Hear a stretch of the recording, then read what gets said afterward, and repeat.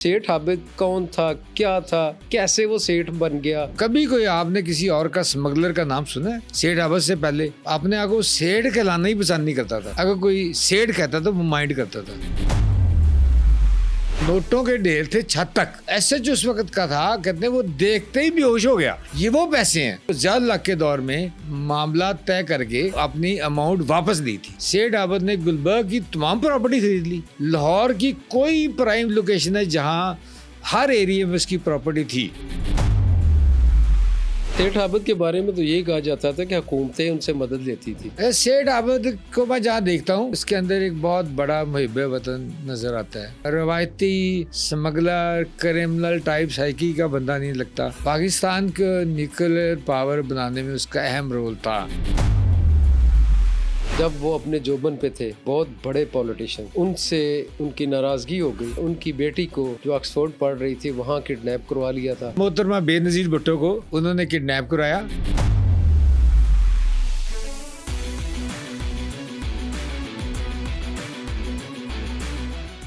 नाजरीन, public digital का एक सिलसिला हमने शुरू किया था, क्राइम सीरीज़ का। इस हवाले से आज हमारे मेहमान हैं सीनियर तरीन क्राइम रिपोर्टर जमील अहमद चिश्ती, अल मारूफ बाबा चिश्ती।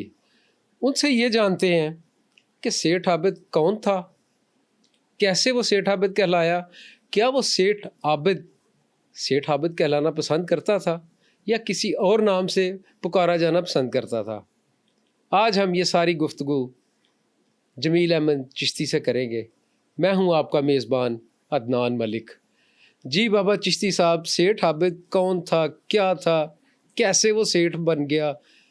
एक मामूली इंसान से वो अरबपति और खरबपति कैसे बन गया?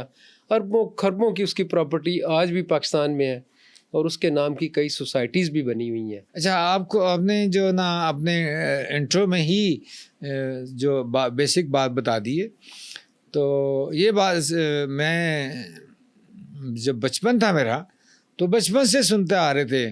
एक मिसाल थी, किसी के पास पैसा आया था वो, या कोई कहता कि मैं बहुत मालदार हूँ, तो पंजाबी में उसे कहता है वड्डा सेठ आबिद। तो ये वड्डा सेठ आबिद हमारे भी माइंड में आ गया होता ये क्या है। तो जब बड़े हुए हम भी थोड़े और इस प्रोफेशन में आए, तो मार्केट के में एक नाम सेठ आबिद के नाम सुना, तो बड़ा इश्तियाक था कि जिसके बचपन से सुनते आ रहे हैं वड्डा सेठ आबिद, तो आज देखें कि वड्डा सेठ आबिद कौन है। तो लेकिन जब मेरी प्रोफेशनल लाइफ में सेठ आबिद से मुलाकात हुई तो डाउन टू अर्थ आदमी था। और मैं आपको हैरानकुन बात बताऊं कि वो अपने आप को सेठ कहलाना ही पसंद नहीं करता था। तो वो उसको मियाँ साहब लोग कहते थे। अगर कोई सेठ कहता तो वो माइंड करता था। और मैंने उसकी महफिलों में, बहुत सारे उसको दोस्तों में सबको देखा हुआ है। तो वो डाउन टू अर्थ आदमी, कभी उसको मैंने गुस्से में देखा, कभी ऐसे नहीं जैसे एक स्मगलर के हवाले से या गैंगस्टर के हवाले से एक इमेज बिल्ड होता है, वो उसमें नहीं था। उसकी एक बहुत हिस्ट्री है, लंबी हिस्ट्री है कि सेठ आबिद उसका बचपन किस तरह था। बहुत मशक्क़तों वाला बचपन था उसका। उसके बाद जैसे उसने पैसे जो गेन किए, बहुत पैसे गेन किए स्मगलिंग की दुनिया में, उसके कई ममालिक में उसके रवाबत हुए, उसका आना जाना हुआ। मुझे खुद जो अपने ज़राए से कुछ सेठ आबिद ने भी अब इस दुनिया में नहीं है, ये बात कंफर्म की थी कि बेसिक जो रास है, जो पैसा बेसिक है, वो उनके पास कहाँ से आया।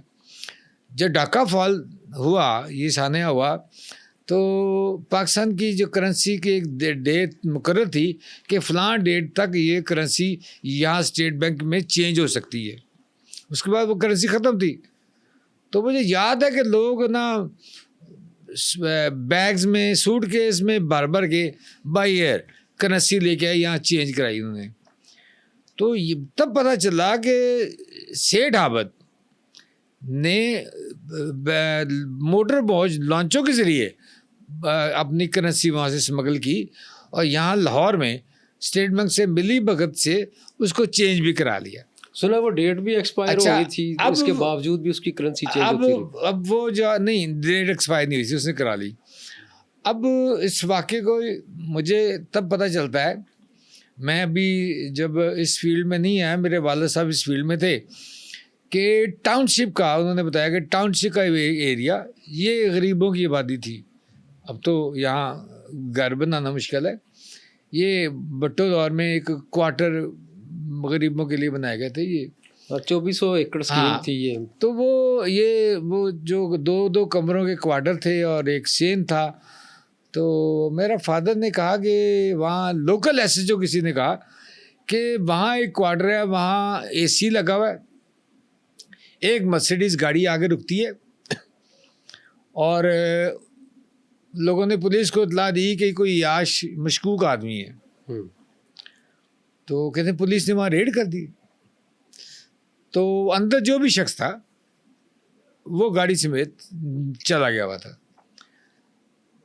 मेरे फादर के बगौर जब वो ताला तोड़ा उन्होंने एक कमरे का, तो नोटों के ढेर थे छत तक। अच्छा। एसएचओ उस वक्त का था, कहते वो देखते ही बेहोश हो गया, देख के बेहोश हो गया। फिर दूसरे कमरे में भी ये सूरत हाल थी। फिर वो नोट जो ना पुलिस वैन में भर भर के वो थाने में कराए गए। ये वो पैसे हैं जो ज़ियाउल हक के दौर में सेठ आबद ने एक केस करके, एक मामला तय करके वो अपनी अमाउंट वापस दी थी। तो सेठ आबद के पास बेसिक रास वो आई थी। उसके बाद ये प्रॉपर्टी किंग बन गया। उस दौर में प्रॉपर्टी की बहुत कमाई थी, सस्ती प्रॉपर्टी थी, और जिस तरह बूस्ट की है बहुत ज़्यादा बने। तो मुझे याद है कि ये जो जे रोड से गुलबर्ग की तरफ टर्न हो, राइट साइड पे ऑफिस था आबद ग्रुप ऑफ इंडस्ट्रीज़ का। तो यहाँ सेठ आबद यहाँ बैठते थे, इनकी एक पीए होती थी वहाँ। गाल में अब कोई शॉपिंग मॉल बना हुआ है। तो उन्हीं दिनों किसी ने पेस बना लिया। तो मुझे सेठ आबद ने कहा कि मुझे पता पता नहीं किस तरह हो गया, ये जगह निकल गई और अब मैं कोई जगह नहीं खरीदूंगा। उस दौर में सेठ आबद ने गुलबर्ग की तमाम प्रॉपर्टी खरीद ली, जितनी भी प्रॉपर्टी थी, और रायमंड रोड खरीद लिया। लाहौर की कोई प्राइम लोकेशन है जहाँ हर एरिया में उसकी प्रॉपर्टी थी। उसकी जो लाहौर की डेथ के बाद भाई, जब बेटा जो इस काबल था उसका मर्डर हो गया, तो उसके बाद अपने ही गार्ड्स ने कर दिया था। तो उसके बाद जो ना वो मतलब कि आज बहुत सारे लोगों को नहीं पता कि प्रॉपर्टी आज भी उसकी कहाँ है। मतलब कि हरबसपुरा साइड पे भी तक नहर के किनारे बहुत बड़ी प्रॉपर्टी इनको लोकेट हुई, जो बाद में उन्होंने बेच के वो चले गई, उसकी बहू या कोई और। तो इस तरह आज भी जहाँ जहाँ उसकी प्रॉपर्टी है वो प्रॉपर्टी किंग था। सेठ आबद को मैं जहाँ देखता हूँ तो मुझे उसके अंदर एक बहुत बड़ा मुहिब वतन नज़र आता है। मुझे उसमें एक रवायती स्मगलर क्रिमिनल टाइप साइकी का बंदा नहीं लगता। वो मुझे मुहिब वतन नज़र आता है। मुझे वो ऐसा नज़र आता है कि उसको मुल्क व कौम की जिस जैसे लोगों को फ़िक्र होती है उन लोगों में है। इसीलिए उसके बारे में, सेठ आबद के बारे में मशहूर है कि पाकिस्तान को न्यूक्लियर पावर बनाने में उसका अहम रोल था। और उसमें उसने बहुत इम्पोर्टेंट पार्ट्स है ना, शायद उसने स्मगल करके दिए पाकिस्तान को। तो उसके बाद यहाँ सेठ आबद ने ख़ुद मुझे बताया हुआ एक दफ़ा, उसने कहा कि हम तो गवर्नमेंट की पॉलिसियाँ बनाते हैं, हम गवर्नमेंट की मुश्किल वक्त में हेल्प करते हैं। मैं कि मियाँ साहब वो किस तरह हेल्प करते हैं? कहते जैसे चीनी की शॉर्टेज हो गई तो मैं ट्रालर चीनी के लाके खड़े कर देता हूँ बाज़ारों में, प्याज की हो गई के लिए। तो इस लेवल तक ये लोग जाते थे। तो मैं ये देखता हूँ कि वो बंदे उनकी पेनिट्रेशन पॉलिटिक्स में भी थी, मुहिब वतन भी थे, वो लोग। और अगर कोई जैसे स्मगलर के वाले से क्रिमिनल जैसे नॉन एथिकल लोग होते हैं, मैं नहीं समझता सेठ आबद का नाम उन लोगों में शामिल था। नहीं, फलाही इंसानियत के लिए भी उन्होंने काफ़ी काम किए हुए हैं, बहुत काम किए। और उन्होंने लाहौर के जौहर टाउन में हमजा फाउंडेशन के नाम जी हाँ, एक अदारा भी बनाया हुआ है जिसमें डफ एंड जो ब्लाइंड बच्चे हैं उनकी अफजाइश नस्ल के लिए या उनकी बबूद फलाह के लिए काफ़ी काम किया जाता है, उनका काफ़ी है। तो इस तरह के सेठ आबद क्यों नहीं कहलवाते थे लोग? तो उन्हें सेठ आबद के नाम से जानते थे कि एक बहुत बड़ा स्मगलर, एक बहुत बड़ा गैंगस्टर, वो जो चाहता था वो हो जाता था। और हमें तो बाबा जी ये भी हमारे सुनने में आया है, वल्लाह आलम इसमें क्या सदाकत है, कि एक उस वक़्त के जब वो अपने जोबन पे थे, उस वक़्त के एक बहुत बड़े पॉलिटिशियन, उनसे उनकी नाराज़गी हो गई और उन्होंने कहा था कि मैं आपको बताऊंगा कि मैं क्या हूँ। और उन्होंने उनकी बेटी को जो ऑक्सफोर्ड पढ़ रही थी वहाँ किडनैप करवा लिया था, और बाद में फिर उनके यहाँ पे मामला ठीक हुए, फिर उन्होंने उनकी बेटी को रिलीज़ किया गया था। अच्छा, ये बात मैंने भी सुनी है कि मोहतरमा बेनज़ीर भुट्टो को उन्होंने किडनैप कराया, लेकिन जहाँ तक इस हवाले से डायरेक्ट मेरी सेठ आबद साहब से बात हुई तो उन्होंने वाज़ह तौर पे इसकी तरदीद की। उन्होंने कहा ऐसा कोई वाक़या नहीं हुआ, मुझसे मंसूब ये बयान गलत है। तो क्योंकि अपनी ज़िंदगी में वो इसके कंट्राडिक्ट कर चुके हैं, तो बहुत सारी बातों को नहीं किया उन्होंने, और बहुत सारी बातों को ऐसी हैं जो जिनका तल्लक मुल्की सालमियत से है, तो वो मेरे सीने में दफन होगी। वो मैं उसका किसी भी जगह उसका जिक्र ही नहीं करूँगा। जो कौमी सलामती से तल्लक है, जिन बातों का, जिनका मुल्की मामला से तल्लक है, मैं उनके बारे में बात नहीं। सेठ आबद के बारे में कहूँगा कि सेठ आबद वो इंटरनेशनल लेवल पे बहुत बड़ा नाम था। आपने कहा ना सेठ क्यों कहते हैं, इतना बड़ा कि कभी कोई आपने किसी और का स्मगलर का नाम सुना है सेठ आबद से पहले? उसके बाद तो बेशुमार आए। मतलब ये बॉर्डर क्रॉस करने वाले भी अपने आप को स्मगलर कैटेगरी में ले आए। स्मगलर कहना बहुत बड़ा नाम था। और सेठ आबद पे कभी भी नारकोटिक्स की स्मगलिंग का इल्ज़ाम नहीं आया। वो हमेशा गोल्ड के हवाले से आता था, गोल्ड स्मगल किया, तो गोल्ड के हवाले से आता था, गोल्ड की स्मगलिंग। उस दौर में प्रॉपर्टी सस्ती थी, एकदम बूस्ट की, तो उसमें भी उनके पैसे, ज़ाहिर है जितना पैसा उनके मशरक़ी पाकिस्तान से उनके पास आया था, ज़िया के दौर में वो पैसा वापस हुआ, यूटिलाइज तो करना था, तो कहीं ना वो कहीं फिर यही होना था।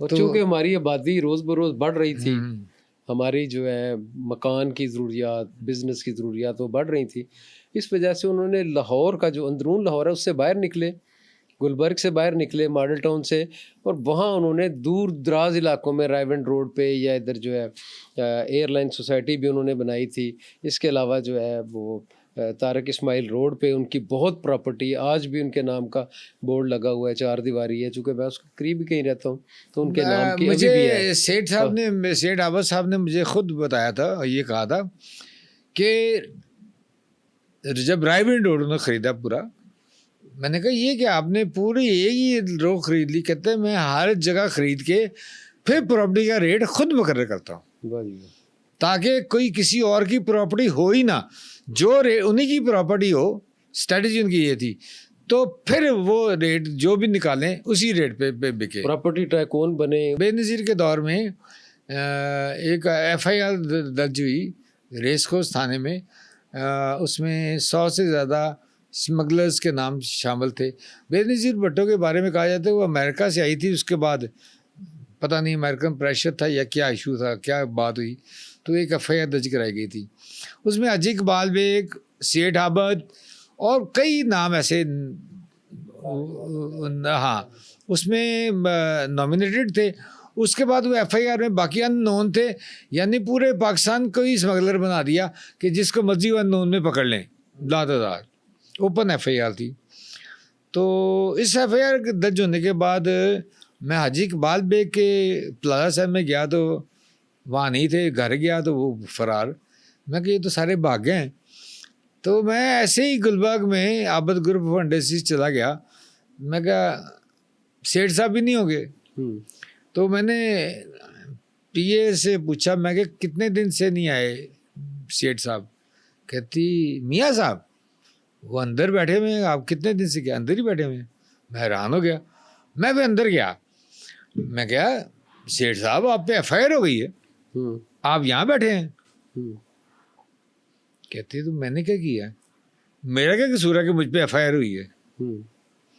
बाकी मैं आप बता दूं 15 या 20 दिन के अंदर ये गवर्नमेंट नहीं रहेगी। अच्छा। और आपको याद है गालिबन फरूक लकारी साहब ने जी बेनज़ीर भुट्टो को निकाल दिया था, अब वो गवर्नमेंट ख़त्म हो गई थी। तो मतलब कि वो अचानक ही खत्म हुई थी। हाँ, रात तक तो कोई नहीं कोई था। हाँ, मैंने कहा आप सुबह कहते एक अखबार में खबर आई थी मैंने कहा कि आपके किस तरह दावा करें कि गवर्नमेंट नहीं रहेगी, तो ग्राउंड में तो रियलिटी कोई नहीं, कोई ऐसा इशू ही नहीं है। कहते मैंने कह दिया ना नहीं रहेगी, नहीं थी गवर्नमेंट। तो तब मुझे अंदाज़ा हुआ कि वो कितना पावरफुल लिंक्स थे उनके, कहाँ कहाँ उनके राब्ते थे, किस उनका तरह पैसा भी तो था। लगा होगा ना कहीं ना कहीं गवर्नमेंट टॉपल करने में। जाहिर है, बेनज़ीर की जाहिर है। अगर जिन लोगों ने हटाया है, जिन्होंने पता नहीं उनको उनसे क्या डील हुई हो, क्या बात हुई हो, तो ये लोग गवर्नमेंटों में इनका अमल दखल भी होता था। जैसे हाजी इकबाल बेग साहब के बारे में मैंने लास्ट में बताया था आपको कि मियाँ जो महराज खालिद से लेके बहुत बड़े बड़े पीपल्स पार्टी के करता रहता, इवन नून लीग के लोग जो जुल्फ़िकार मरहूम, शौकत डोगराई मरहूम, सबसे रिलेशन थे।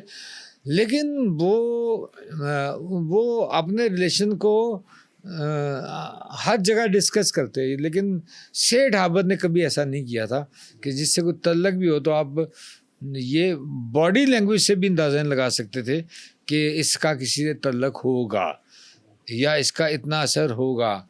वो तो आप उसके सामने बैठे, आप एक गोल्ड का बड़ा स्मगलर, एक बहुत बड़ा या बिजनेस टाइकॉन समझ के बैठे हैं, तो आपको थोड़ी देर बाद अगर आप आम लेमैन हैं तो आपको मायूसी शुरू हो जाएगी कि मैंने तो अंडर एस्टिमेट किया, तो इसके पास तो कुछ भी नहीं है। बाबा जी मैंने उन्हें देखा, एक कस्टम इंटेलिजेंस वालों ने कुछ डायमंड नीलाम किए थे, तो वो जो नीलामी में थे साहब, वो हमारे दोस्त थे, तो वो भी चाहते थे कि मीडिया की निगरानी में ये शफाफ जो है डील हो, बिडिंग हो। तो हम बैठे तो 3-4 लोग बैठे हुए थे सिर्फ, उनमें एक साथ दाढ़ी वाले बैठे हुए थे, तो वो उठ के चले गए कि मैं नमाज़ पढ़ रहा हूँ। तो हमें ज़्यादा इंटरेस्ट हीरो में था कि हीरे कैसे होते हैं, इतनी बड़ी तादाद में हमने हीरे देखे थे। वो नमाज़ पढ़ के वापस आए तो उन्होंने, कस्टम वालों ने कहा जी शुरू करें? उन्होंने कहा हाँ जी शुरू करो। उन्होंने कहा शुरू की करना जे, तुसी दसो किन्ने पैसे लेने जे, मैं तुहानू देंगा। उन्होंने कहा नहीं जी और भी बिडर तो बैठे हुए हैं। उन्होंने कहा चले इनसे पूछ लें, अगर मेरे बाद ये कोई बोलना चाहेंगे तो उनकी मर्ज़ी है। तो हम हैरान हुए कि वो सेठ आबद, उस वक्त हमें मालूम हुआ बाद में कि एक दाढ़ी वाला बुज़ुर्ग सा बंदा जो 5 वक्त का नमाजी बज़ाहिर लग रहा था, तो उसने हीरे देखे अपने हाथों में इस तरह तोले, गिने भी नहीं उन्होंने, तादाद तो लिखी हुई थी, वेट भी उन्होंने किया हुआ था, तो ऐसे ऐसे अपने हाथों में रख के तो तोल रहा था। तो उसने कहा नहीं ये इतने नहीं लग रहे जो आपने दिया है, ये इसमें कम लग रहे हैं। तादाद तो चलें ठीक है वो देख लेते हैं, मुझे इनका वेट करके दोबारा दिखाएं। और जब वेट किया गया तो वेट कुछ कम निकला, जो कस्टम इंटेलिजेंस वालों ने वेट ज़्यादा लिखा हुआ था वो कम था। उन्होंने कहा या तो वेट पूरा करें या वो हीरे जो बकाया है वो इसी की बिड करें, ये जो आपके पास ज़ाहिर है मौजूद है। तो वो हमने बड़ा इसको इंटरेस्टिंगली लिया कि भाई, और फिर कस्टम वालों ने देखा तो उन्होंने कहा नहीं जी वो क्लरिकल मिस्टेक है, ये इसका वज़न है इतना कम जितना कि आप कह रहे हैं, जितना भी तोला गया सबके सामने।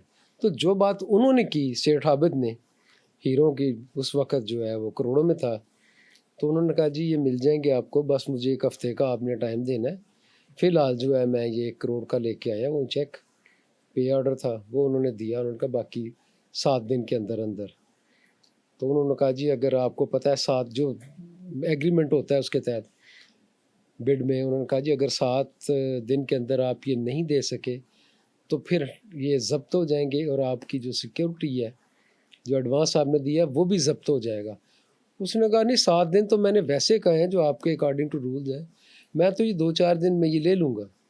और फिर हमें बाद में पता चला कि उन्होंने वो ले लिए। तो हम हैरान थे कि साथ वाले क्यों नहीं बिडिंग कर रहे। तो हमने उनसे पूछा जी आप भी तो बोली सारे लगाएं। उनके उससे आदमी होंगे। तो उन्होंने कहा कि नहीं हम तो सेठ साहब के साथ हैं। तो सेठ साहब ने कहा था चूँकि एक रिक्वायरमेंट थी कि जी इतने बिडर कम से कम 4 बिडर होने चाहिए, तो हम तो जी फर्जी तौर पे हमारा जो मर्जी उससे कम करके ये लिख लें, जो सेठ साहब ने कहना है होना वही है। और वही हुआ था जो सेठ साहब ने कहा था। जी बाबा जी आगे बताइए। वो मैंने आपको पहले ही कहा कि वो तो सेठ साहब के अपने ही बंदे होंगे। जी हाँ। कि मैंने नहीं किसी फील्ड में देखा कि सेठ आबद के मुकाबले में कोई खड़ा हुआ हो। प्रॉपर्टी में कोई नहीं खड़ा हुआ जब तक सेठ आबद ज़िंदा रहें। अच्छा, मैं अजीबोगरीब सूरत आ रही कि जब उनका बेटा गार्ड ने कत्ल कर दिया तो उसके बाद पहले तो उन्होंने कहा कि वो उसका पॉइंट था कि गालियाँ निकालने पे, अब्यूज़ करने पे वो गुस्से मर्डर में आ हुआ। गया। और लेकिन क्योंकि सेठ आबद के मामला तो और भी थे, तो उसने कहा किसी के कहने पे ना मारा हो, मेरा एक ही बच्चा जो काबल था ये अब बाकी हाँ, शायद थोड़ा हाँ डिसेबल थे। नॉर्मल है। जी हाँ। तो वो जो उन्होंने फिर अपनी तौर पे भी उसको किया, लेकिन जब वही निकला तो उसके बाद सेठ आबद जो वो फिर सेहत के हवाले से डाउन जाते रहे। जी हाँ। तो मैं तो उस वक़्त तक मेरा तल्लक रहा है कि जब वो उन पे एक अटैक आया और पैरालाइज़ होके अपने आखिरी अयाम वो घर में पड़े रहे जी हाँ। और वो आँख भी नहीं झपक सकते थे। मैं तो उस हालत में भी उनके घर जाता रहा। मुझे उससे कोई मुफाद गर्ज़ नहीं था कि एज़ ए एक मतलब कि आपने एक अच्छा पोजीशन में एक बंदे को डील किया हो तो आपको आपकी अंदर चाहत होती है कि आप देखें कि इसके साथ क्या क्या होता है, क्या नहीं होता। तो मैं ये फिर कहूँगा कि सेठ आबद दुनिया की हिस्ट्री का एक बड़ा नाम था। जी हाँ। और आजकल जो डॉन आ रहे हैं, कुछ आ रहे हैं, ऐसे नहीं है। मुझे आज भी बता दें सेठ आबद के मुकाबले का कोई एक बंदा बता दें जितने सेठ डॉन हैं। आबद के बारे में तो यही कहा जाता था कि हुकूमतें उनसे मदद लेती थी जी हाँ, अपने किसी भी बड़े प्रोजेक्ट के लिए, जी जिसमें हाँ। हुकूमत बज़ाहिर सामने नहीं आना चाह रही होती थी, तो वो इन्हें ये टारगेट देती थी कि आप हमारा ये काम करें। पूरी दुनिया में जहाँ भी कोई काम होता था तो ये सेठ आबद वो काम सरअंजाम दिया करते थे, हुकूमत के कहने पे, हुकूमत की इमा पे। मैंने कहा ना कि बहुत से हसास मामला है, हम जो इस पे बहस नहीं कर सकते। जी हाँ। जैसे मोहतरमा बेनज़ीर के जब वो प्राइम मिनिस्टर थी उनके हवाले से भी एक बात चली थी कि वो किसी एक मुल्क में गई हैं तो वो जर्नलिस्टों ने लिखा था कि वो बड़े बड़े कोट्स पहन के गई हैं और बड़े पार्ट्स और मैप्स लेके आती हैं। तो उसके बाद हम एक अच्छी सुपर पावर के तौर पे बन गए, एक नई टेक्नोलॉजी ले आए। तो वो ऐसे लोग थे जुल्फ़िकार अली भुट्टो हो या उसकी बेटी इवन हो, जिन्होंने पाकिस्तान को जो आज हम इवन जनरल ज़िया उल हक भी, उनका जो सिविलियन के साथ जो किरदार है वो अलग, लेकिन मुल्क व कौम के लिए उन्होंने भी सेठ आबद से काफ़ी काम लिए हैं। नहीं, सेठ आबद ने मैं समझूंगा उनसे काम लिया है। बहरहाल सेठ आबद वाइस को वर्सा उन्होंने जो- पैसे वापस किए हैं जी हाँ। और सेठ आबद ने से उन्होंने क्या काम लेना, सेठ आबद ने ज़िया हक से क्या काम लेना था, क्या काम लिया होगा? नहीं वो यही जिस तरह कि आपने पहले बताया था अपनी गुफ्तगू में कि यूरेनियम वगैरह वो लाने में यहाँ कामयाब हुए नहीं, थे। उसका तल्लक ही नहीं ज़िया हक के दौर में कि कहाँ यूरेनियम आया, नहीं आया। ये तो मैं बात कर रहा हूँ कि कोई रिएक्टर की कुछ चीज़ें, कोई पार्ट्स जी हाँ। वो टेक्नोलॉजी। आई थी, टेक्निकल चीज़ें आई थी, उसके बारे में कहा जाता है कि वो सेठ आबद के ज़रिए आई। वो जिस दौर में आई वो जुल्फ़िकार अली भुट्टो का दौर था। तो ये तो ज़िया हक ने तो इस दौर में अपने इसने सेठ आबद ने को पैसे वापस किए जो भुट्टो दौर में जब्त हुए थे। सोना भी इनका काफी पकड़ा गया था, हाँ, कोलांचो गोल्ड भी में। पकड़ा गया था, वो भी हाँ, वापस करवाया हाँ, था वो भी जनरल वापस ज़ियाउल हुआ। हक ने। तो जाहिर है किसी खिदमत के वजी वापस करवाया होगा ना। इन्होंने क्या खिदमत करनी है इसकी, मतलब कि ज़ियाउल हक ने क्या, मतलब कि उनसे तो हम इशू से हट रहे हैं। मुस्तफा खर के हवाले से एक बात है कि कोई डॉक्यूमेंट नहीं मिला, भुट्टो के खिलाफ प्रूफ नहीं मिला, तो उसने मुस्तफा खर ने कहा ज़ियाउल हक को कि मेरे पास है एविडेंस है, वो लंदन में पड़े हैं, हाँ। मैं लेके आता हूँ। उसके बाद वो आई नहीं, उन्होंने भागना था यहाँ से, वो भाग गए, वो आई नहीं।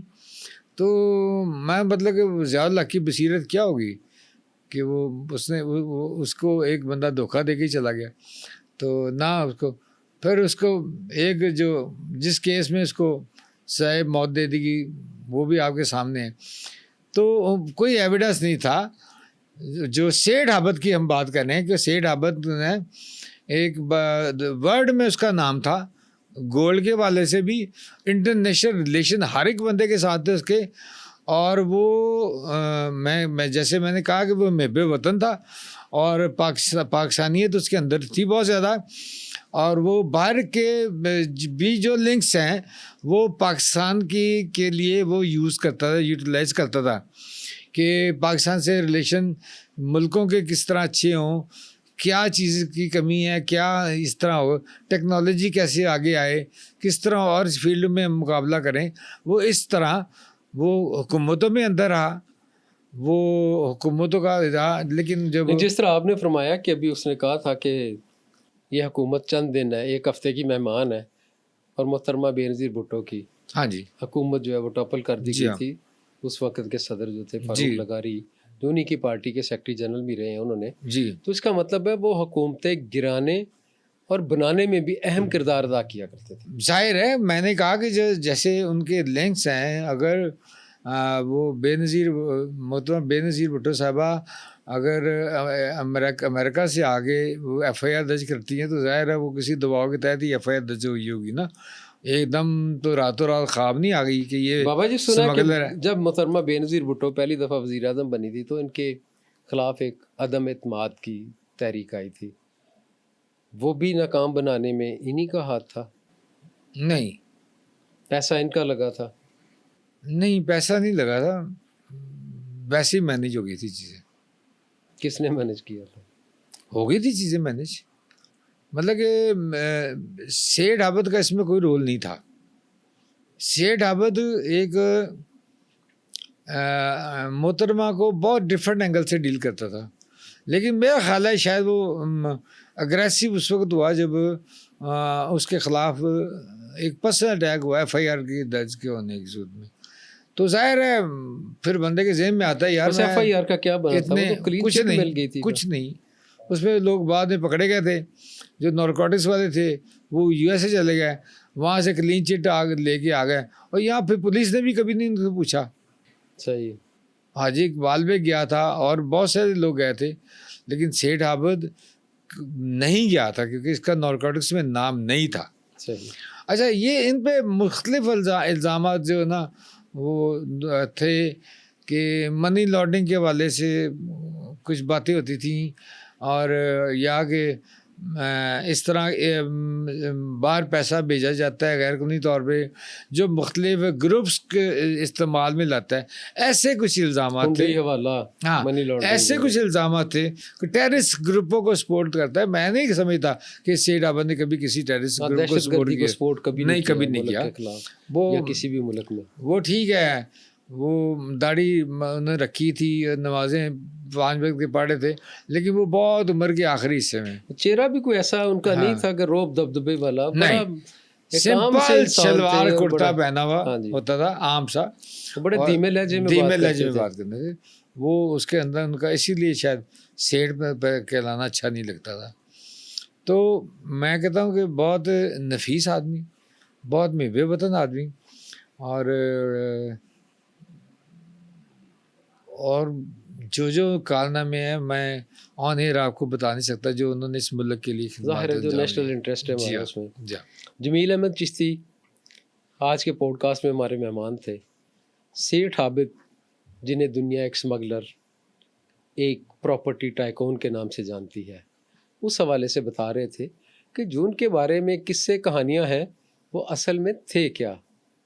बहुत शुक्रिया।